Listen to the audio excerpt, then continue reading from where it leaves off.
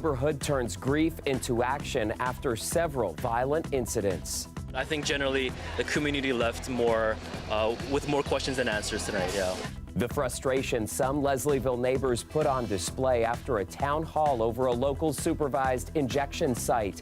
We'll get you reaction from operators and politicians about how to keep the neighborhood safer. There was this guy crying over the dog. They live with those dogs.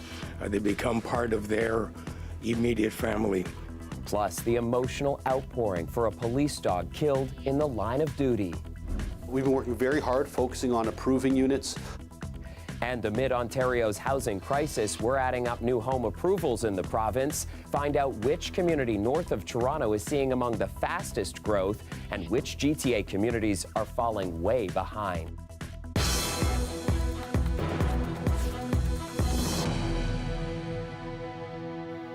Good evening, I'm Chris Glover. We need to begin tonight with developing news from Windsor, Essex, where thousands of people are without power after a massive thunderstorm ripped through the region. Residents there are now taking stock of the damage, and researchers have been dispatched to determine if a tornado touched down. It was so loud out when it was happening, just like they said, a freight train. And that's all you could hear was a big roar. And then when we looked out, everything was down. It was like, wow, what the heck happened? I just saw the whole thing was like a giant explosion, like looking type thing. And then, so the tree was right there. I was like, it ripped apart. Like I saw it rip apart. And this is the scene in Kingsville tonight along the shores of Lake Erie. The streets littered with power lines and uprooted trees, some of which crashed into homes. A retirement home, Augustine Villa, was also damaged. The mayor of Essex tells CBC News that residents described seeing 2 tornadoes touch down tonight, and that is what's under investigation. And here is a live look at Leamington right now. You can barely see it because of all this severe weather. Crews there say 4,100 customers are without power tonight. Things are looking perhaps a little bit calmer than they were earlier tonight, but the region is still not out of the woods. After today's heavy rain, a flood watch remains in effect for the region until 10 tomorrow morning. And Colette is tracking the weather picture from Windsor all the way through the GTA tonight. Colette, another night of severe weather to keep our eyes on. Yeah, that's right, Chris. A lot of active weather, especially this afternoon through southwestern Ontario where it began, and then moving across the lower Great Lakes and Lake Huron as well. And then on top of that, we of course have the heat warning, and this will be in place for the next few days. So we've got to get through Thursday and Friday before, if you are finding it uncomfortable, things settle down a little bit and we have those dew points dropping off. So still some of these embedded thunderstorms with heavier rain even in the overnight hours. Flash flooding possibility there. It moves off into eastern Ontario by the morning hours. We'll still have quite a bit of that cloud cover though. And then towards the lunch hour, that even moves on and we'll get hazy sunshine stretching all the way back towards southwestern Ontario. Hazy because, yeah, still a lot of mugginess and the moisture content in the air. You can really feel that stickiness. The rest of Thursday will look good, and the beginning of Friday, in fact, perhaps quite a bit of it until the cold front is going to come in. We'll talk more about that and the changes that'll be coming up. Overnight tonight, though, 22 degrees, 30 tomorrow, and feeling close to 40 degrees, Chris. Those overnight temperatures, my goodness. Thanks, Colette. Back in Toronto, flags at the police headquarters have been lowered to half-mast tonight to honor the police dog killed in the line of duty late yesterday. The dog was allegedly shot and killed by a suspect. Police were trying to arrest in connection with a murder. Linda Ward has that story. The dog's name was Bingo. He was on the job last night with his human partner tracking a suspect in this residential neighborhood in the northwest end of the city when he was shot and killed. The Special Investigations Unit says police were at an apartment building behind these homes here looking for a 44-year-old man who was being charged with second-degree murder in relation to a homicide earlier this week. That individual, according to preliminary information, shot at officers. Officers did not shoot back, and then he fled, jumping into some backyards. Police actually tracked the suspect to the back of this home here that we're outside of. The SIU says that's where the suspect shot and killed the dog, and a police officer shot and injured the man. The homeowner heard the gunshots outside. And opened the curtain to about 10 to 20 police cars all lined up right in front of the house. Watching them with their rifles and the full riot gear and going up and down the street, and then saw one of them go down the driveway and into the backyard. She saw the suspect being taken to hospital. Another neighbor witnessed the grief of the police officer over the death of his canine partner. Look, there was a dog laying down. He was dead, unfortunately, and there was this guy crying over the dog. He must have been a cop that takes care of the dog. Police Chief Myron Demke today said even though Bingo had only been on the job for about 6 months, he had been part of some pretty major takedowns. He spoke today about the relationship between the officer and the dog. There's a unique bond between a police dog handler and their dog. They work together for many, many, many weeks in their training. They are bonded from an early age of that dog. They live with those dogs. They become part of their immediate family. So there's a very unique bond that happens there between handler and police service dog.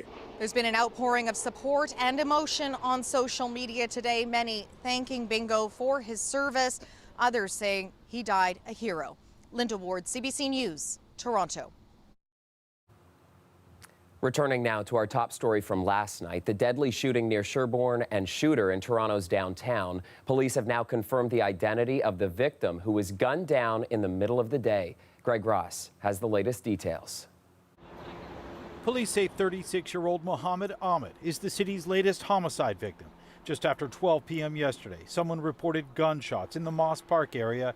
A short time later, police found Ahmed in a car. He had been shot and was later pronounced dead on the scene. The trauma never goes away. Soraya Ibrahim is the founder of a group called Mothers of Peace Regent Park, made up of mothers who have lost children to gun violence. Today they made a pre-planned trip to Niagara Falls. To not just think about it right now, just to put aside and just enjoy a day of just good memories, good times. Natasha Jackson lost her son, Micaiah Bishop Jackson, who was shot and killed in 2018. He was only 15. She says it's like reliving it all over again every time she hears about another shooting. The news of yesterday's shooting cast a shadow over their trip today. Why you had to kill somebody else's child? Why you have to put a parent through this experience? We have enough things going on in life. Okay. Ridiculous. It's reliving it all over again, knowing exactly what that family is going through. Denise Stennett's son Joel was shot and killed in Brampton less than 4 years ago. It's taken everything away from me.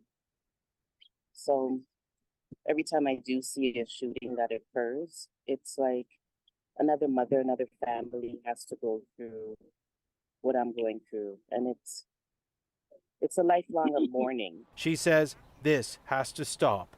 I wish I knew what the magic answer was to stop all this unnecessary killing. Police are not providing many details about the investigation into yesterday's shooting here. They're asking anyone with information to come forward. Greg Ross, CBC News, Toronto. We've got fresh figures tonight on new home construction in the province, and in lots of communities, they show the pace needs to pick up dramatically to hit the Ford government's housing target. Our Queen's Park reporter Mike Crawley has that story. It's one of the fastest growing cities in Ontario. Here in Barrie, there's house construction all over the place. The Ford government wants 1.5 million new homes built in Ontario by 2031. And it's assigned housing targets to nearly all the province's largest cities. Barrie is one of the few that's anywhere close to on track. We try to make it as easy to get through the process as possible. Alex Nuttall is Barrie's mayor. We've been working very hard, focusing on approving units, on ensuring they get through all of the various stages of the planning process, getting the permits out the door to be able to start building. It's now a year and a half into Ontario's 10-year housing plan. So how are municipalities doing at getting new homes built? A Among larger cities, Toronto leads the way. Since January of last year, housing starts in Toronto are at 90% of the pace to hit its target. Ottawa's pace is less than 60%, and in Mississauga, it's less than 30%. In Brampton, home construction lags even further behind. To hit its target, Brampton needs on average more than 11,000 new homes per year. So far this year, Brampton's on pace for less than 3,000. We're seeing housing being built at about half the rate we need. Economist Mike Moffat is tracking Ontario's progress towards its housing goals. Every order of government needs to raise its game right now, or we're not going to hit 1.5 million homes in 10 years. It's a long-term goal. These are 10-year housing targets, and we want to work with our municipal partners to make sure that those that need some help get it from the province. The Ford government has put much of the blame for Ontario's housing shortage on municipalities, saying it takes too long for city councils to approve projects. Experts say what's really slowing the pace of construction right now are higher interest rates and a shortage of skilled workers. We can't force developers to put shovels in the ground. I do think there are larger issues at play, and I think it's unfortunate that municipalities were made the sole scapegoat. To reach the government's goal, an average of 150,000 new homes are needed per year in Ontario. So far this year, construction has started on just 44,000. Mike Crawley, CBC News, Barrie. Let's take you now to a Leslieville community center where neighbors came together tonight to demand better from public health leaders, police, and local politicians. Many say they are fed up after several violent incidents, including the recent death of an innocent mother of two caught in the crossfire of a gun battle on the street in the middle of the day. Some residents came tonight accusing a supervised injection site in the area of being the source of the problems, while others pointed out how life-saving the center is. Annam Khan joins us live from the Jimmy Simpson Recreation Center tonight. Annam, cameras were not allowed in that town hall, but reporters were. What did you hear from neighbors there?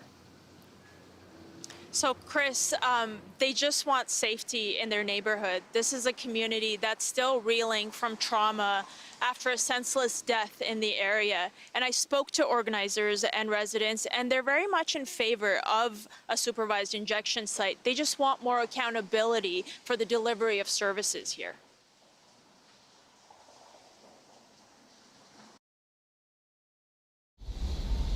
Leslieville residents say they're tired of seeing a rise in drug use and violence near the South Riverdale Community Health Center's supervised injection site. So about 500 people gathered in Jimmy Simpson Recreation Center, demanding politicians, healthcare leaders, and police help improve safety in the area, looking at possibly increasing funding or relocating the Community Health Center's drug injection site altogether. But many felt their questions were not answered. I came here to just see the community unified and to have an actual dialogue about this and ensure that people are on the same page. I don't know if that actually happened. I mean, obviously this is a very polarizing topic. Arguments got heated even before the town hall. What for a does long that time. Have to do with people needing a safe place to use drugs? Drug dealers carry guns. And guess what happens when drug dealers carry guns? People get shot, and that's what happens.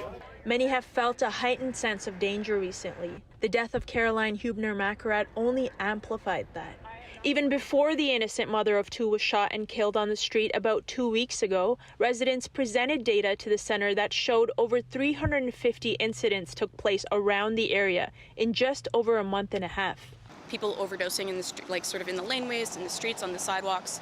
It's been drug deals, just they don't even try to hide the drug deals. The organizer of the town hall says the city must step up, and Councillor Paula Fletcher was there.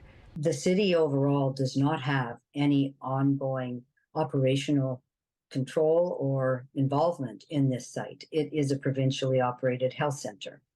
But of course, neighbors are concerned and they call me, so I will add my voice to ensuring that things are safer. At the town hall, the South Riverdale Community Health Center CEO admitted the site needs to be able to adapt more quickly to community needs. But getting illegal drugs off the street is their main concern, something harm reduction workers agree with. I'm not taking either side here. I know when they walk by and people do maybe have a crack pipe or whatever out, but this is where you get it so you don't get hepatitis C or AIDS. This is the reason we distribute this stuff. It's not, it's a good thing because, a lot of people get bad diseases by using the same tools. Organizers are calling for more community engagement with the center so they can continue discussions of safety in the area. Yeah, such an important conversation for our city and certainly not done yet. Anam Khan reporting live for us tonight. Major news out of the nation's capital to fill you in on. Prime Minister Justin Trudeau shook up his front bench, dropping 7 veteran cabinet ministers and replacing them with 7 rookies. 4 of the new faces are from the GTA ridings, demonstrating Trudeau's intent to hold on to key constituencies in the 905 in particular after a very difficult spring for the Prime Minister. Marina von Stackelberg reports. What a team. I am so excited. After 8 years in power, Liberal Prime Minister Justin Trudeau pitched his same message to Canadians with a newly recast cabinet. This is a moment where putting forward the strongest possible team with fresh energy and a range of skills that are going to be able to continue the really important work. 7 rookies have been added to the roster, among them Toronto MP Richie Valdez, the first Filipina appointed to cabinet in Canadian history. Mabuhay. I, Richie Valdez, do swear. Several backbenchers are getting major cabinet gigs. Arif Virani is Canada's new Minister of Justice. That job left empty after David Lametti was completely dropped from cabinet in a surprise move. I've not spoken to David Lametti yet, but I will be speaking with him very, very soon. Toronto MP Gary Annan Desangari is the new Minister of Crown Indigenous Relations. Jenna Sudds, a former Ottawa City Councillor, will head up the family's portfolio. I, William Sterling Blair. Most existing ministers are also getting a job change. Bill Blair becomes Minister of National Defence. Anita Anand moves from that post to President of the Treasury Board. Mark Holland will be in charge of health. The housing portfolio, now combined with infrastructure, has a new minister in Sean Fraser. We're going to be working very hard to ensure that we're looking at infrastructure projects and housing projects, not in isolation from one another, but looking at how people actually live their lives. Dominic LeBlanc remains Minister of Intergovernmental Affairs, but will also take on the troubled public safety portfolio, left vacant by Marco Mendicino, who was also turfed by Trudeau. The one minister who was responsible for these failures didn't get moved, and that minister is Justin Trudeau. A new poll released today shows the Conservative opposition has a 10-point lead over the governing Liberals. Many of these new cabinet ministers come from ridings that could be key battlegrounds in the next election. Marina von Stackelberg, CBC News, Ottawa. Big sports news for our country today as well. Canada put a notch in the win column today at the FIFA Women's World Cup in Australia and moved closer to clinching a spot in the knockout stage. Here at home, fans were gathered at bars and restaurants this morning to watch the game, and the early start was worth it for these fans. A great second half, good substitutions, great performance by the team, lots of positives, and looking forward to the game against Australia on Monday.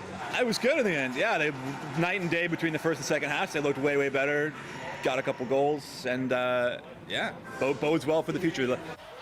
It certainly does, and fans are hoping the team can carry that momentum onto Monday when they face Australia, who has home pitch advantage.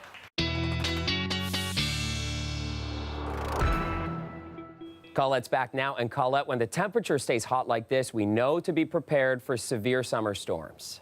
Yeah, Chris, this is going to be carrying on, and so some of those rumbles of thunder may keep you up through the overnight hours in certain areas, and then we'll see things really improving tomorrow morning. There may still be showers around, but it should be just that, some lighter stuff lingering into the morning commute before it peels away. The heat warning, though, that's not going to be peeled away till we get to probably Saturday. We'll see that get dropped by Environment Canada, as we're still going to have the muggy conditions for the next next couple of days. But that pattern change into the weekend, the temperatures are going to drop. It's still going to be mild. It's just not going to be hot.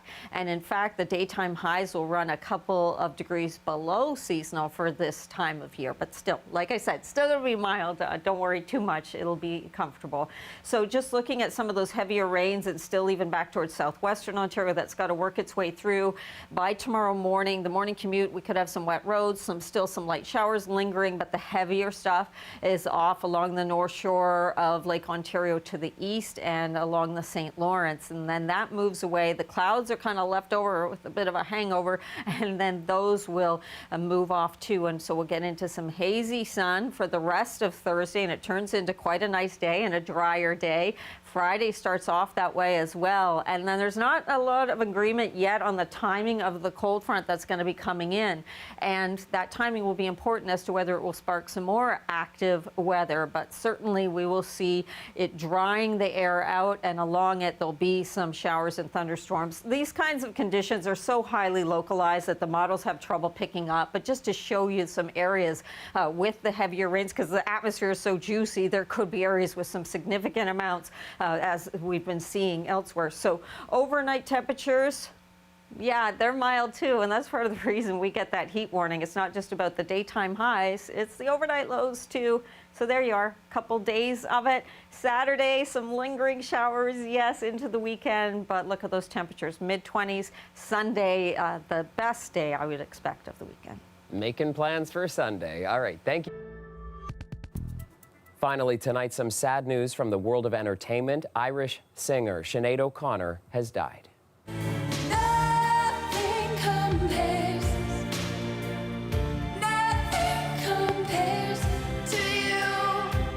O'Connor was a controversial figure. She caused an uproar when she ripped up a photo of the Pope in an appearance on Saturday Night Live back in 1992. It was a protest against sexual abuse in the Catholic Church. She spoke publicly about being physically abused as a child and about her mental health struggles. She released 10 studio albums, and O'Connor recently said that she was finishing an album to be released next year. One of her 4 children, a teenaged son, died by suicide last year. Sinead O'Connor's cause of death has yet to be revealed.